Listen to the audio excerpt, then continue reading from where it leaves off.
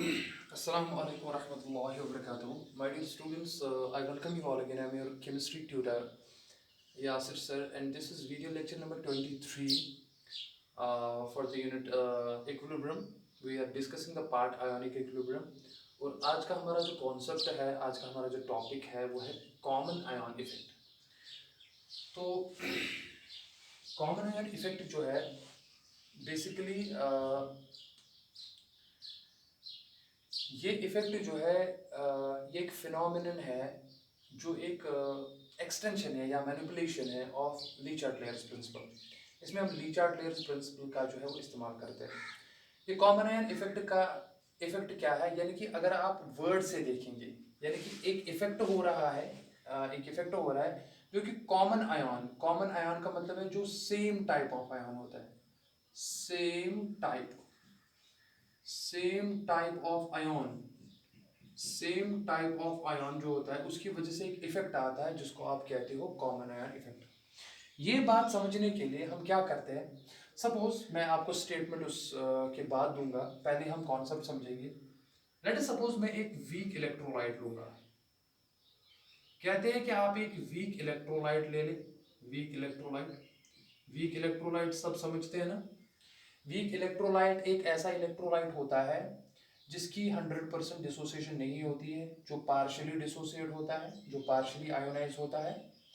और चलो मैं यहाँ पे एक वीक इलेक्ट्रोलाइट लेता हूँ. फॉर एग्जांपल मैंने वीक इलेक्ट्रोलाइट लिया CH3COOH. चलो मैं डायरेक्ट एग्जांपल ही लेता हूँ.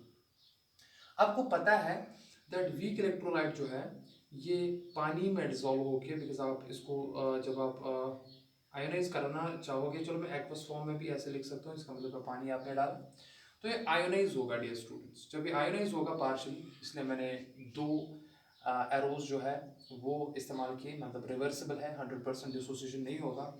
एक तो बनाएगा ये acetate ion that is CH3CO negative of course aqueous में, एंड प्लस यहाँ पे H प्लस निकलेगा. आप H3O प्लस भी लिख सकते हो, आप H प्लस एक्वस भी लिख सकते हो.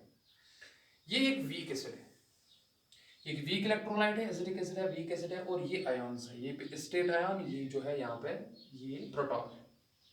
अब देखिए कहते हैं अगर मैं इस वीक इलेक्ट्रोलाइट को, जो कि मैंने यहाँ पे दिखाया, इसकी डिसोसिएशन पार्शियल डिसोसिएशन है, 100% आयोनाइजेशन नहीं है, पार्शियल डिसोसिएशन है, पार्शियली आयोनाइज हुआ है. देखिए अगर मैं इसी इलेक्ट्रोलाइट को मैं ऐड कर रहा हूं, चेक कीजिए क्या कर रहा हूं, मैं ऐड कर रहा हूं, मैं एडिशन कर रहा हूं. एक ऐसा साल्ट इस वीक इलेक्ट्रोलाइट जो कि ये है, उसने आयन्स ये फर्निश किए, मैं इसको ऐड कर रहा हूं ऐसा साल्ट जो साल्ट कॉमन आयन क्या करता है, फर्निश करता है. जो साल्ट कॉमन आयन फर्निश करेगा, एक ऐसा साल्ट मुझे ऐड करना है. और एक और इंपॉर्टेंट बात याद रखनी है, साल्ट जो होते हैं, कोई भी टाइप ऑफ साल्ट हो, उनकी 100% आयोनाइजेशन होती है, 100% उनकी डिसोसिएशन होती है. इसका मतलब ये हुआ दैट साल्ट जो होते हैं डियर स्टूडेंट्स, वो क्या होते हैं, वो स्ट्रॉन्ग इलेक्ट्रोलाइट कहलाते हैं. बिकॉज स्ट्रॉन्ग इलेक्ट्रोलाइट एक ऐसा इलेक्ट्रोलाइट है जिसकी 100% डिसोसिएशन होती है. अब देखिए लेकिन साल्ट कैसा होना चाहिए कि उसमें जो एक आयन निकलेगा वो इसके एक आयन से मैच होना चाहिए, ठीक है ना. और इसलिए मैंने लिखा वो साल्ट ऐड जो करेंगे आप, that should furnish an common ion. a common ion should be furnished and that common ion should be same that as of one of the ions of weak electrolyte. अब देखिए मैं इसी weak acid का strong base के साथ salt लूंगा, यानी कि अगर मैंने साल्ट लिया CH3COONA, इस बात को समझिए, इसको कहते हैं सोडियम एसिटेट. सोडियम एसिटेट जो है ये साल्ट है. जब ये साल्ट है तो इसकी 100% आयोनाइजेशन होगी, इस बात को आप ध्यान में रखें. साल्ट है, देखो मैंने यहाँ पे लिखा साल्ट है, 100% डिसोसिएशन होगा. और ये साल्ट जब डिसोसिएट होगा, चेक कीजिए ना, एक्वस में डाल के ये साल्ट जब डिसोसिएट होगा 100% डिसोसिएशन होगा, इसलिए मैंने एक ही एरो दिखाया. ये फिर से देगा, एक तो देगा CH3CO negative that is estate ion, plus और देगा Na प्लस आयन एक्वस। अब यहां पे ध्यान दें होगा क्या। अब देखिए ये आयन और ये आयन आपस में क्या है, देखिए यहां पे भी एस्टेट आयन है, ऑलरेडी एस्टेट आयन था, लेकिन जो ही आपने ये साल्ट इसमें डाला इसने एक ऐसा आयन फर्निश किया जो ऑलरेडी उस आयन के साथ मैच हुआ, तो ये दोनों आयन्स क्या हुए, कॉमन आयन्स। देखो कॉमन आयन, और इस आयन की वजह से आप इफेक्ट आ रहा है, देखो ये तो कॉमन आयन है, मैं यहाँ पे लिखता हूँ कॉमन आयन, ये देख लो कॉमन आयन है डियर स्टूडेंट्स, यहाँ पे कौन है कॉमन आयन, एस्टेट आयन। इसकी वजह से जो इफेक्ट आएगा उसको कहते हैं कॉमन आयन इफेक्ट। लेकिन ये इफेक्ट है क्या, देखो मैं यहाँ पे लिखता हूँ नीचे, नीचे मैं लिखूंगा सब, चलो कॉमन आयन तो हमें समझ आया, वहां पे आयन जो था एक एस्टेट आयन था, आपने ये साल्ट ऐड किया, इसने भी एक आयन दिया, ये आयन और ये आयन सेम है, मैच हो रहा है, इसलिए इसको कॉमन आयन कहते हैं। लेकिन इसकी वजह से इफेक्ट जो होगा वो क्या होगा, वो तो समझाइए हमें, देखो वो क्या होगा।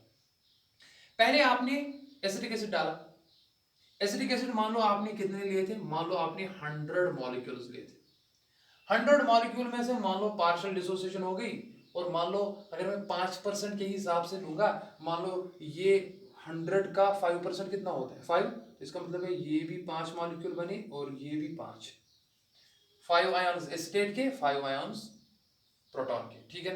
अब आपने क्या किया, आपने अब इसमें सोडियम एसिटेट डाला, मान लो आपने सोडियम एसिटेट के कितने मॉलिक्यूल्स डाले, मान लो 50, समझो। अब सिंस ये सॉल्ट है, ये 100% डिसोसिएट हो रहा है, इसका मतलब है ये भी 50 बनेंगे और ये भी 50 बनेगी। लेकिन बात समझना मैं क्या कह रहा हूं, पहले इसके आयन्स कितने थे 5, इसके भी 5 थे, लेकिन और ये सिंस एक रिवर्सिबल प्रोसेस है, और इस सिस्टम में यहाँ पे इस वीक इलेक्ट्रोलाइट के केस में एक पॉइंट ऐसा आएगा जहां पे इक्विलिब्रियम आ जाए, यानी कि इस प्रोसेस में इक्विलिब्रियम कहीं ना कहीं तो आ जाता है, कॉमन सेंस से इक्विलिब्रियम तो आएगा, बिकॉज ये वीक इलेक्ट्रोलाइट का डिसोसिएशन और उसमें तो इक्विलिब्रियम आता है। अब उस इक्विलिब्रियम के बाद आपने क्या किया, इक्विलिब्रियम पे कितने थे आप सर, इसके 5 आयन से, ये 5 आयन से, अब आपने एक ऐसा साल्ट डाला इक्विलिब्रियम पे जिसने कॉमन आयन फर्निश किया with that of the weak electrolyte. तो जब इसने कॉमन आयन फर्निश किया तो इसका मतलब है इसकी कॉन्सेंट्रेशन इंक्रीज की, जाहिर सी बात है, देखो कॉमन आयन की कॉन्सेंट्रेशन, एसिटेट आयन ऑलरेडी कितने थे 5, आपने ऐसे 50 डाले, और तो हो क्या रहा है बेसिकली, यहाँ पे एसिटेट आयन्स की कॉन्सेंट्रेशन इंक्रीज हो रही है, यानी कि इक्विलिब्रियम पे आप कुछ इंक्रीज कर रहे हो। जब आपने इक्विलिब्रियम पे एसिटेट आयन्स की कॉन्सेंट्रेशन इंक्रीज की due to addition of this salt, equilibrium disturb हो गया, सिस्टम डिस्टर्ब हो गया। अब मुझे बताओ सिस्टम जब डिस्टर्ब हुआ, इक्विलिब्रियम जब डिस्टर्ब हुआ, तो अपने आप को शिफ्ट करेगा। देखिए लीचार्ड-लेयर्स प्रिंसिपल अप्लाई करो, लीचार्ड-लेयर्स प्रिंसिपल अप्लाई करो, बेसिकली यहाँ पे यूज जो होता है ना लीचार्ड-लेयर्स प्रिंसिपल होता है, कॉमन आयन इफेक्ट की वजह से यहाँ पे हो क्या रहा है, that when you increase the concentration of acetate ion then the equilibrium gets shifted in the direction जहां से उन्हीं की concentration decrease होगी जिनकी increase की आपने increase किनकी की acetate ions की। अब बताओ ये acetate ion कब decrease हो सकता है, इसका मतलब है जितने acetate ions आपने डाले ना वो H प्लस के साथ कंबाइन होके वापस एसिटिक एसिड बनाएंगे, वापस एसिटिक एसिड बनाएंगे, इसको डिसोसिएट नहीं होने देंगे। देखिए अगर ये और डिसोसिएट होगा ना, ये एसिटेट आयन देगा, एसिटेट तो ऑलरेडी ज्यादा है, ये इसको कहेगा कि यहाँ पे नेगेटिव नेगेटिव है, नेगेटिव नेगेटिव रिपल करता है, तो इस नेगेटिव की वजह से यहाँ पे ये पॉजिटिव के साथ प्रोटॉन के साथ कंबाइन होगा। और अब आप कहोगे सर पॉजिटिव के साथ क्यों नहीं होगा, यहाँ पे भी तो Na पॉजिटिव है, Na पॉजिटिव के साथ अगर ये एसिटेट फिर से कंबाइन होगा वो फिर से साल्ट बनेगा, साल्ट स्ट्रॉन्ग इलेक्ट्रोलाइट है, जितना कंबाइन होगा उतना वापस आ जाएगा, इसलिए इनकी कॉन्सेंट्रेशन वापस मेंटेन करने के लिए, इक्विलिब्रियम को वापस अटेन करने के लिए acetate ions, some of the acetate ions will get combined with the H positive ions और उसकी वजह से एसिटिक एसिड बनेगा, यानी कि ये डिसोसिएट नहीं होगा, इसकी आयोनाइजेशन एनहांस नहीं होगी, बल्कि ये इसकी आयोनाइजेशन फर्दर कम होगी। तो इफेक्ट क्या हो रहा है, इफेक्ट हो रहा है ये that ionization of acetic acid, that is CH3COOH, is suppressed. Ionization of acetic acid is suppressed due to Lee-Chatter's principle. बहुत इंपॉर्टेंट है, please try to understand, due to Le Chatelier's principle. फिर से समझो, मैं फिर से कह रहा हूं, आपने पहले एक वीक एसिड लिया, वीक एसिड डिसोसिएट होके उसने एक कॉरस्पॉन्डिंग आयन दे दिए। और कॉमन आयन इफेक्ट ये कहता है दैट अगर आप इस वीक इलेक्ट्रोलाइट के सॉल्यूशन को इक्विलिब्रियम पे एक ऐसा साल्ट ऐड करते हो जो कि कॉमन आयन फर्निश करता है, तो उसकी वजह से उस वीक इलेक्ट्रोलाइट की आयोनाइजेशन सप्रेस हो जाती है, कम हो जाती है due to the Le Chatelier's principle. जाहिर सी बात है, आपने इक्विलिब्रियम पे एसिटेट आयंस की कॉन्सेंट्रेशन इंक्रीज कराई तो इक्विलिब्रियम उस डायरेक्शन में शिफ्ट होगा जहां से एसिटेट आयंस की कॉन्सेंट्रेशन डिक्रीज होगी। तो इनकी कॉन्सेंट्रेशन एक ही तरीके से डिक्रीज हो सकती है जब एसिटेट आयन और एसिड H प्लस जो है वापस कंबाइन होके एसिटिक एसिड बनाएगा, यानी कि ये इस एसिटिक एसिड को फर्दर आयोनाइज होने नहीं देगा बल्कि कम करेगा, इसलिए उसको कहते हैं सप्रेशन। इसी इफेक्ट को कॉमन आयन इफेक्ट कहते हैं। तो अगर मैं इसको अब वर्बली थोड़ा स्टेटमेंट में एक्सप्लेन करूं, मैं ये कहूंगा that to the solution of a weak electrolyte which are partially ionized, if a solution या if a salt which is completely ionized is added and which furnishes a common ion to that of the weak electrolyte, then the ionization of that weak electrolyte is suppressed due to which principle? That is Le Chatelier's principle. Simply Le Chatelier's principle आपको apply करना है और आप आराम से explain कर सकते हो कि इसकी आयोनाइजेशन जो है वो सप्रेस हो जाएगी। सबको क्लियर हो गया? आप यहाँ पे खाली वीक इलेक्ट्रोलाइट एसिटिक एसिड नहीं ले सकते, आप कोई वीक बेस भी ले सकते हैं। मान लो मैंने अमोनियम हाइड्रोक्साइड लिया NH4OH, देखिए NH4OH जो पार्शियली आयनाइज होगा, चेक कीजिए यहाँ पे क्या बनेगा, एक तो बनेगा अमोनियम आयन, चेक कीजिए NH4 प्लस एक्वस तो होगा ही, और दूसरा निकलेगा OH माइनस, चेक कीजिए आराम से, इसको कहते हैं अमोनियम हाइड्रोक्साइड। अब क्या करना है आपको, फिर से प्रोसेस चलेगा, एक वक्त आएगा इक्विलिब्रियम आएगा। अब आपको इस वीक इलेक्ट्रोलाइट के सॉल्यूशन को एक ऐसा साल्ट ऐड करना है जो साल्ट ऐड करना है, दोनों आयन्स में से एक आयन फर्निश करेगा। तो मैं क्या करूंगा इसमें काम, मैं इसमें एक ऐसा साल्ट ऐड करूंगा जो कि अमोनियम आयन जो है वो फर्निश करेगा। तो क्या मैं इसका ये साल्ट ऐड कर सकता हूं, अमोनियम क्लोराइड। अमोनियम क्लोराइड जब आप वाटर में डालते हो तो वो क्या बनाता है, एक तो बनाएगा ammonium ion that is NH4 plus, फिर से आ गया देखो NH4 और वहां पे भी NH4 कॉमन आयन, और क्या निकलेगा, और Cl नेगेटिव निकलेगा, चेक कीजिए,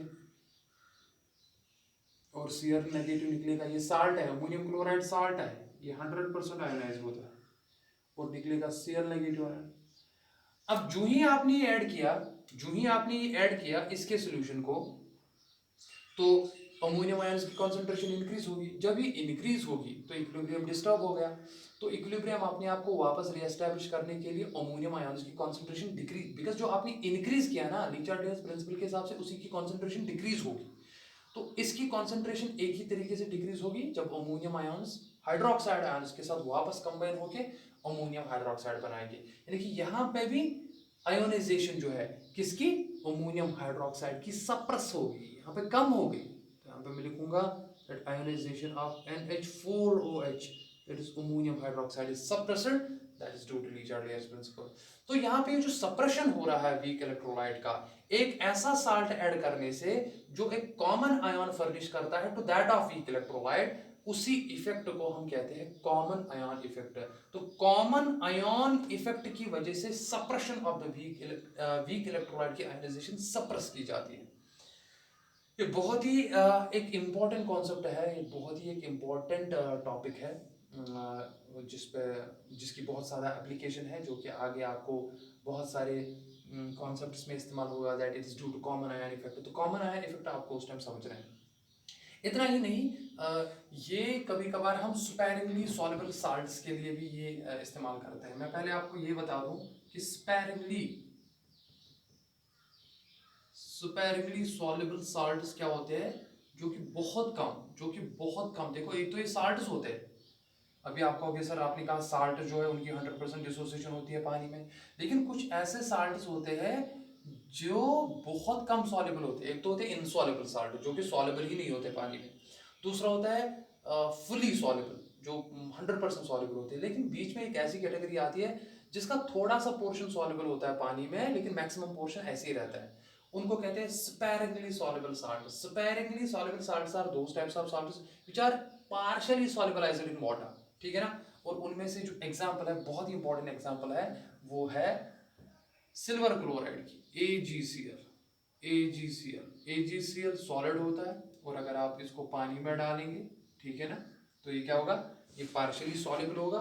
जब ये पार्शियली सॉल्युबल होगा तो जाहिर सी बात है वहां पे क्या मिलेगी, पार्शियली सॉल्युबल होगा, तो इसलिए मैंने दो एरोज दिखाए। एक तो बनेगा Ag+ आयन एक्वस, एक्वस तो लिखना जरूरी है बिकॉज जो पोर्शन सॉल्युबल होगा वो एक्वस फॉर्म में दिखाना है, और दूसरा लिखना है Cl- एक्वस। अब देखिए, मान लो आपने इसमें से 50 मॉलिक्यूल्स लिए थे, और 50 में से मान लो तीन तीन हो गए, इसके तीन, इसके तीन, इसमें तीन जाएंगे तो एक Ag देगा, एक Cl देगा, तो तीन तीन तीन देंगे, जाहिर सी बात है।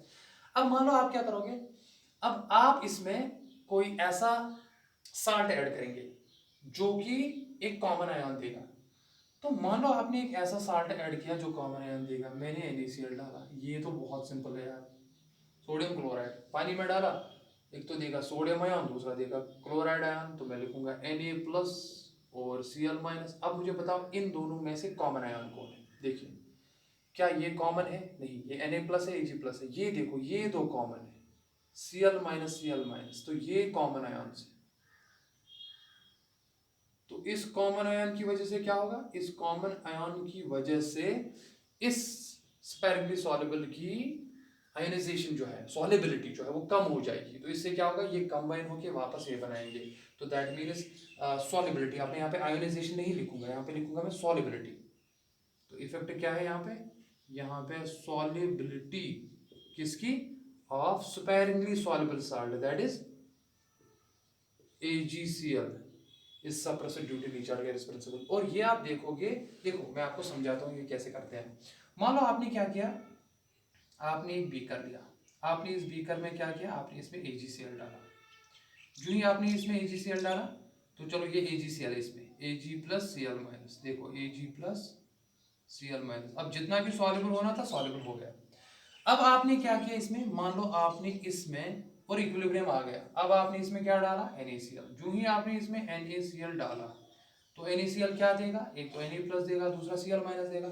Cl- और Cl- कॉमन आयन इफेक्ट होगा, तो उसकी वजह से क्या होगा, उसकी वजह से कॉमन आयन्स की वजह से कॉमन आयन इफेक्ट होगा। तो जितना ये सॉल्युबल हुआ था अब उतना नहीं रहेगा, ये आपस में कंबाइन होकर वापस AgCl बनाएगा। और आप देखोगे बॉटम पे आप देखोगे थोड़ा प्रेसिपिटेट बनेगा, तो वो प्रेसिपिटेट जो होगा ना, वो AgCl का होगा। प्रेसिपिटेट इसलिए मैं लिखूंगा सॉलिड, इसको प्रेसिपिटेट भी कहते हैं, PPT, प्रेसिपिटेट। और ये प्रेसिपिटेट बना due to common ion effect. अगर आपको कोई क्वेश्चन पूछता है, मैंने एक बीकर लिया, मैंने एक सॉल्युबल सॉल्यूशन लिया AgCl का, यानी कि वाटर लिया, उसमें AgCl डाला, और जितना AgCl को सॉल्युबल होना था हो गया, लेकिन उसके बाद मैंने उसमें NaCl डाला, उस बीकर में मैंने थोड़ा नमक का पानी डाला, और वहां पे बॉटम में व्हाइटिश व्हाइटिश सब्सटेंस, इसका जो है अपीयरेंस जो है व्हाइट होता है। हम कलर तो नहीं कहेंगे because white is not a colour, neither white is colour nor black is colour, they are simply called as white and black. इनको कलर नहीं कहते हैं, बट मिस्टेकनली हम इसका इस्तेमाल करते हैं white colour, black colour, but ये गलत है। तो जो ही आपने इसमें NaCl डाला, आप देखोगे कि बॉटम पे आपको कुछ व्हाइटिश सा दिखेगा। व्हाइटिश सा क्या है, बेसिकली Ag और Cl, इनकी सॉल्युबिलिटी कम हो जाएगी, ये कंबाइन होगी due to common ion effect, और वहां पे ये बनेगा। And the formation of the white precipitate of AgCl is also the application is basically due to the common ion effect. So this is a very short topic and this is a very very important topic. मैं उम्मीद करता हूँ आप सबको ये समझ आ गया। Please आप घर में प्रैक्टिस कीजिए, इन चीज़ों को रिवाइज कीजिए, और एक प्रॉपर नोटबुक बनाइए।